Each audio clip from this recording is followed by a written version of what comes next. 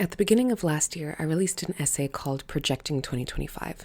Today, I am revisiting that essay and sharing new observations as we move deeper into 2026. The title of that essay, Projecting 2025, was of course a nod to Project 2025, a blueprint for reshaping the federal government to advance white Christian nationalism. For those who don't know about it yet, here is a tracker keeping tabs on the progress of Project 2025. According to the tracker, 51% of the policy initiatives outlined in Project 2025 have been implemented. For some people, this has turned into the shorthand, Project 2025 is halfway done. While this may be technically correct, if you look at the checklist of policy changes, Project 2025 is not just a checklist. It is a world-building project. It has vision and ambition beyond bureaucratic minutia, which is a lot of what has been checked off. Don't get me wrong, I'm not trying to minimize the danger of some of what has been implemented so far. Bureaucratic minutia might sound dismissive, but as the saying goes, the devil is in the details. And some of the quiet, detailed work this administration has done is the most devastating. For example, with a single stroke of a pen, the Department of Energy canceled $13 billion of funding for green energy projects and revoked tax credits for wind and solar infrastructure, a goal listed on page 401 of Project 2025. The impact may be felt for decades. But reshaping the federal government only goes so far in reshaping an entire culture. Project 2025 is really about Project 2045, when the U.S. population is projected to be majority non-white. The proponents of Project 2025 are trying to build an alternative to that world, or at least guarantee their power within it. So when we say Project 2025 is about 50% complete, is their world halfway built?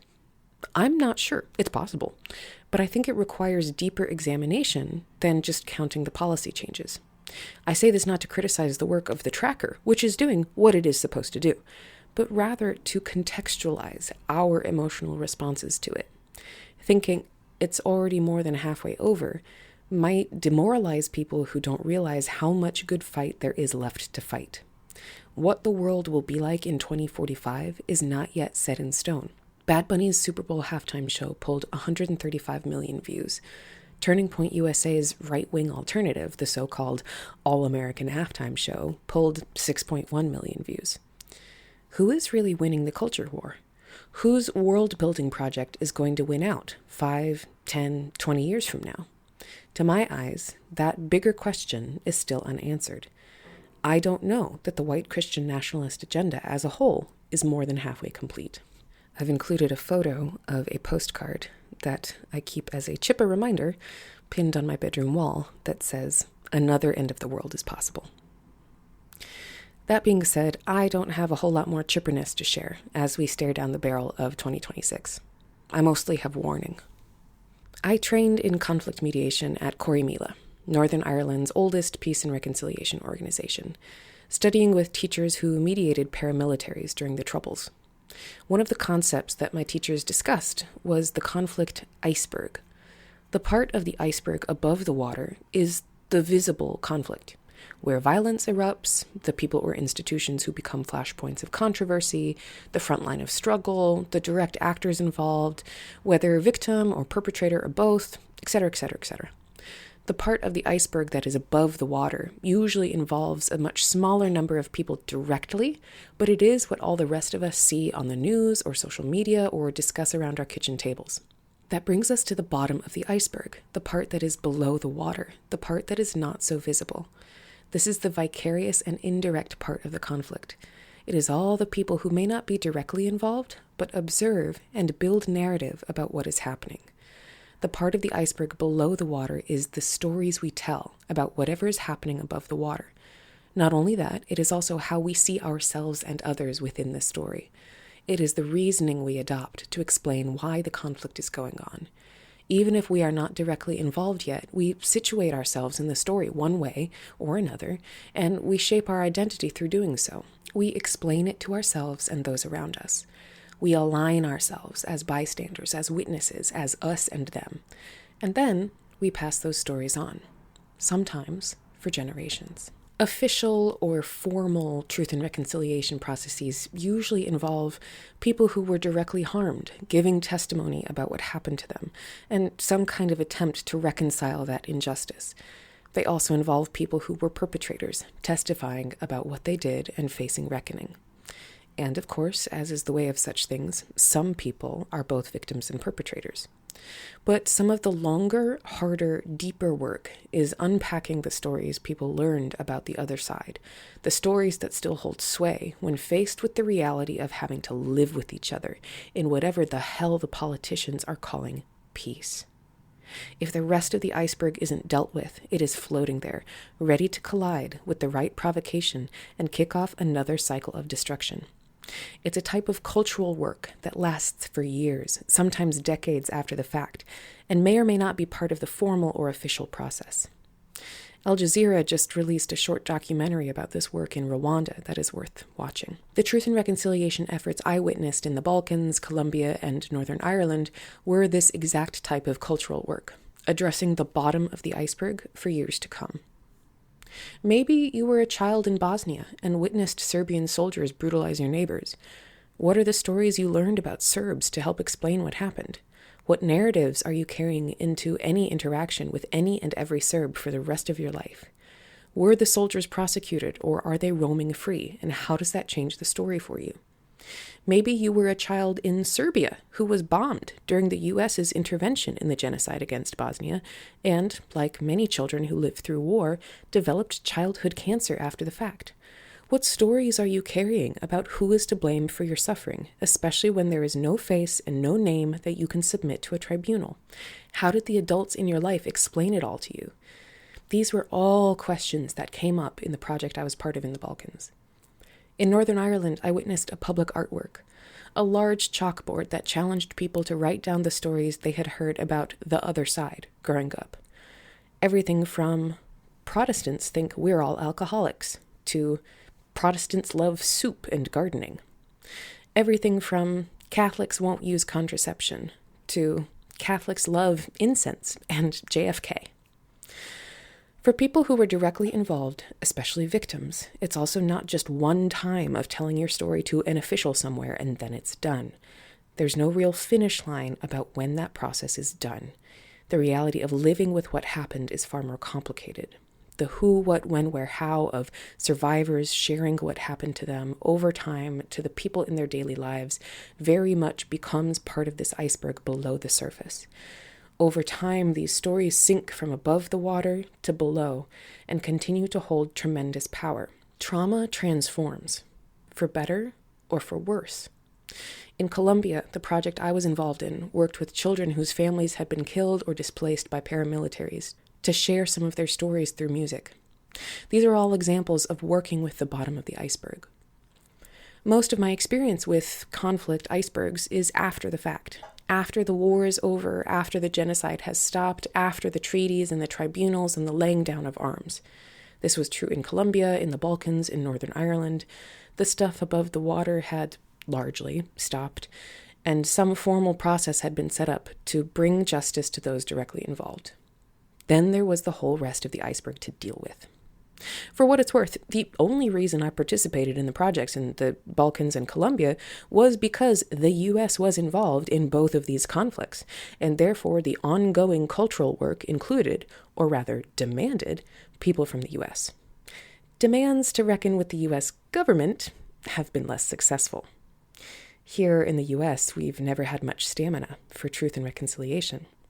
And now, in 2026, I feel like I can see our own icebergs grow in real time. Not just the stuff above the water, the stuff below the surface too. I'm watching as the narratives solidify and harden in real time. It is chilling to watch. Yes, the US has been living with giant icebergs for a long time. I am not claiming that any of this is truly new. But I'm seeing them grow. I'm seeing new mass take form. I think it's okay to recognize that the icebergs in the U.S. are evidence of its original sins and have been here the whole time, but also do go through cycles of change. And so as we are watching violence unfold above the water, I can hear the ice underneath cracking and groaning with the weight of all the narratives piling on. The justifications for fascism are the most horrifying, in case that needed to be said. The Department of Homeland Security claiming that Alex Preddy was an armed terrorist intending to massacre law enforcement is sinister. The extrajudicial killings of at least 144 people on boats in the Caribbean Sea in the name of drug enforcement is vicious political theater. Trump's plans for Venezuela, Greenland, and Gaza are brazen. This is not the first time within my lifetime that the American government has told the public that violence was good, pure, and needed. My lifetime has included the war on drugs, the war on terror, the Iraq and Afghanistan wars, the entire post-9/11 era, really, R.I.P. Dick Cheney. These decades built our modern infrastructure of mass incarceration, highly militarized police forces, the creation of ICE, digital surveillance, new waves of voter and protester suppression, and a whole different apparatus of tools available to the government when something is labeled as terrorism. Thanks, Patriot Act. During my lifetime, the government built these tools and tested them on certain populations, most often scapegoats. And they built narratives to justify each step of the way, narratives that shifted to fit the moment, narratives sold expertly to the American public. Now, what I'm seeing is the justification because we can. We are no longer in the testing phase of developing new tools. We are in the testing phase of the government using the whole toolbox however they like, whenever they like, and to whomever they like, and seeing what sticks. We are in the testing phase of the government asserting unmitigated power and trying to see what it can get away with. Remember, the real project here is Project 2045. This is about consolidating power. And the stories being told to justify this stockpiling of authority are becoming more fascist. The Bush administration really tried to convince the American public to support the Iraq War. Getting buy-in was part of the plan. They wanted Americans to believe the war was in good faith. I'm not sure the Trump administration cares whether the American public is convinced or not, and I think that might be even more dangerous. Plenty of experts on authoritarian regimes are raising the alarm bells, be they academics or survivors of dictatorships. This is the playbook, we are being warned. But everyone is part of the iceberg. No one is exempt. And I think people who are opposed to Trump may struggle to see or admit this. The left gets accused of misusing grievance and moral superiority, like caring more about PC language than about people. Some of this criticism is deserved, but it also gets used to delegitimize resistance. Communities who have been targeted for centuries and whose basic message is "stop killing us" get accused of being woke leftists for having genuine grievances. This is a very effective way of demonizing social movements, a phenomenon I sometimes think of as left jacketing. Think about it. Is survival really a woke leftist issue? People of so many different faiths, philosophies, worldviews, and lifestyles are struggling to survive white supremacy, gendered violence, and poverty. As we discussed in the Projecting 2025 essay, the lowest castes of society include some of everyone. There is no majority identity at the bottom. And this voice from below speaks valid grievance and asserts moral clarity in the face of existential threats. We should be aggrieved at fascism. We should view authoritarianism of any kind as unacceptable and choose to be better. However, grievance and moral superiority don't automatically make you an expert about people you have never met, communities you have never been to, and experiences that you have never thought about. And this is where I think caution about the bottom of the iceberg is genuinely warranted, even if we know we're on the right side of history. Being in the right, compared to Stephen Miller, does not make you an expert on the lives of millions of other Americans who you view as other, or simply don't think about at all. And what I see happening in liberal urban places is that narratives are hardening too. More and more, everyone outside the bubble is the enemy, and curiosity about the other side is seen as threat, as betrayal.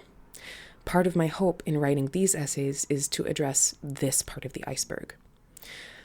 I want to encourage more people to listen to silence. Some people overestimate the MAGA-ness of the country because they forget to listen to everyone who is politically silent. The majority of Americans did not cast a vote for Trump. Not even the majority of white people in America cast a vote for Trump.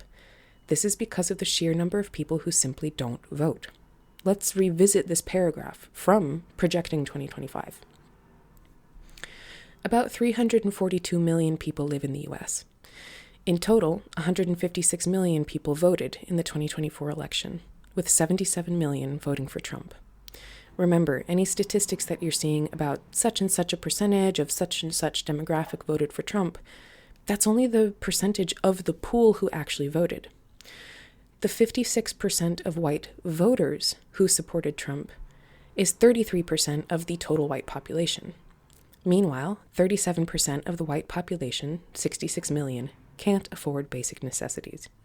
The 43% of Latino voters who supported Trump is 9% of the total Latino population.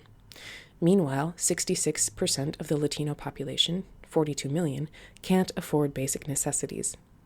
The 16% of Black voters who supported Trump is 5% of the total Black population. Meanwhile, 59% of the Black population, 24 million, can't afford basic necessities. Even when this silence does get acknowledged, it is often to blame people for not voting, instead of getting curious about why certain groups of people are so consistently silent. The loudest and most outrageous voices get the most attention, and this can skew our perception of the quiet and the common.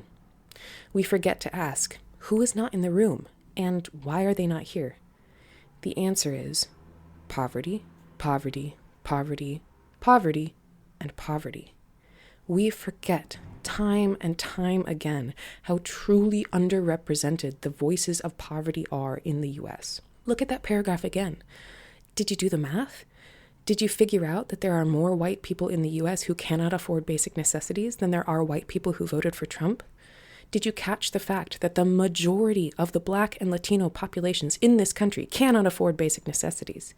Did you catch that the number of white people who cannot afford basic necessities, 66 million, is equal to the number of Black and Latino people combined who cannot afford basic necessities, 24 plus 42 million? Once again, the voice from below includes some of everyone. There is no majority identity at the bottom. Whenever we stop talking about our own lived experience and start to make statements about someone else's, how often do we ask ourselves, am I really an expert on all of these people that I'm speaking for without ever listening to them directly? I think there is a time and place for listening to uncomfortable stories from the other side of the tracks, so to speak. An essay I released in November tried to do exactly that. It talked about how over half of the drug overdoses in the 21st century have happened just in the last 5 years. That's 500,000 people dead in the last 5 years alone. More American lives lost than the combat deaths of the Civil War and World War II combined. Overdose deaths reached an all-time historic peak in 2022. Unprecedented swaths of rural America have been labeled high-intensity drug trafficking areas. Cartel power grows and hides in the forgotten, invisible corners of the country, like how two of the most wanted, high-ranking officials in MS-13 were recently arrested in rural Nebraska, where they had been operating for the past 2 years. And yet, I have not heard a single person within liberal urban settings, not even the wokest leftist, be able to speak lucidly about any of these catastrophes. I have not heard anyone make the connection between what has been happening over the past 5 years and the fact that Trump won the cohort of voters making less than $50K a year in 2024, when he lost it before, in both 2016 and 2020. Go check out my essay, Tear Gas in Chicago, Cartels in Nebraska, if you want to get into it. But I don't say that to be salty or holier than thou. You can't talk about something you don't even know is happening. I don't think most people in the big cities know what is going on or have any real means of knowing what is going on. Genuinely. The only reason I know about this stuff is because I grew up in Indiana and have family in Nebraska. Otherwise, I'd have no idea either. And I have learned so much from living in Chicago that people in Indiana or Nebraska don't know either. And Lord knows there is still so much I don't know. Isn't it liberating to admit that we all have limits to our knowledge? Isn't it liberating not to have to be an expert on places and people you have no direct connection with? But people in big cities and small towns alike can be resistant to the idea that there's a ton of stuff they don't know, and that they don't know it. And no matter where we come from, we too often think that because we're plugged into our screens, we must have a good idea of what's going on. We forget to question the limits of our algorithm and our traditional news media alike. We think we know who us and them are. And surely if something so catastrophic was happening to our fellow Americans, we would know about it, right? Right? And this is how the iceberg grows. We become lured into thinking that we are experts in our enemies. But sometimes we're confused about who our enemies even are. Most of us are still not even experts on our own neighbors. One person who was raised in Chicago who read my zine called Understanding Rural America, A Guide for Chicagoans, commented, "I'm realizing for the first time in my life that I too am a target for propaganda." Isn't it freeing to admit that? Even just an ounce of curiosity can be the first step to addressing the bottom of the iceberg.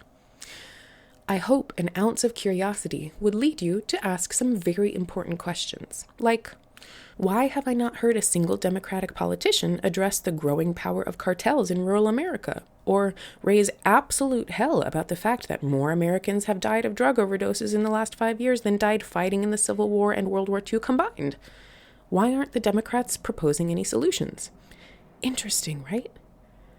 I will leave you with one final thought about icebergs. The bottom of the iceberg also impacts how we end up treating those who are on the same side as us. This is where grievance and moral superiority can turn especially ugly. There are so many ways that trauma can go wrong. A person who believes in a just cause can still go from being his brother's keeper to his brother's killer. Anything that can divide and conquer can and will be used against us. The U.S. federal government has done it many times, from the 1910s against the IWW to the 1960s against the Black Panthers, and they will do it again. In Northern Ireland, when Republicans turned on Republicans and Loyalists turned on Loyalists, this was called the bullet from behind, and was certainly related to trauma getting stuck in the bottom of the iceberg. Some stories can turn dangerous very quickly. Are we immune to that? So as we look down the barrel of 2026, I want to leave you with some questions. Could we prevent the worst if we try to work with the bottom of the iceberg now, not after everything's gone to hell? Would we need to work with the bottom of the iceberg anyway in order to stop authoritarianism here? If we are actually going to fight back, isn't that going to require collaboration across some pretty huge and historical divides? Is truth and reconciliation optional anymore amongst those fighting back? Remember, this is a world-building project we're fighting. What if we actually have to build the world we want instead?